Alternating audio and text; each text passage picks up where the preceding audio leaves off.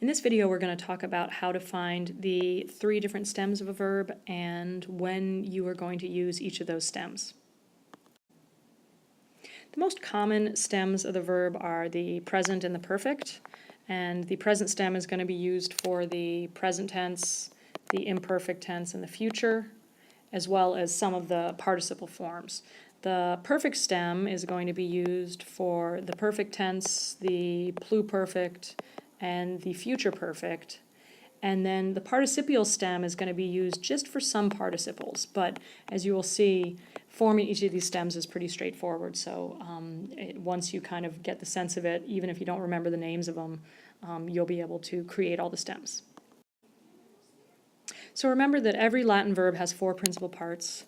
The O form is I verb, the RE form is to verb, the I form is I verbed with an ED, and then the US, or sometimes it's a UM form, is translated either just straight up verbed, it's an adjective, or I sometimes translate it having been verbed. So those are the 4 principal parts, and that's what you're going to use to create all the stems for any verb. So the way to form the stems is you're going to ignore the first form because it's already conjugated. The present stem is going to be based on the 2nd principal part, the perfect is going to be based on the 3rd principal part, and the participial is going to be based on the 4th principal part. And to form the present stem, you're just going to take the RE off the 2nd principal part. To form the perfect stem, you're going to take the I off. And then to form the participial stem, you're going to take the US off. So the stems are clama, clamav, and clamat. For habeo, habere, 2nd conjugation, it's going to be habe, habu, and habit. For pono, ponere, it's going to be pone, and the stem will keep that E. Now that E might change because it's 3rd conjugation and it shifts some, but the E stays in the stem, and then it's when you add endings that sometimes it shifts a little bit. Then you'll take off the U, the perfect stem is passu, and the participial stem is possit. And then this last one, dormio, dormire, present stem, take off the RE, dormi, with that I.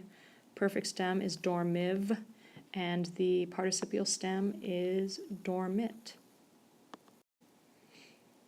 These aren't in the same order of conjugation, but just as before, ago, agere, present stem is age, perfect stem is egg, and participial stem is act.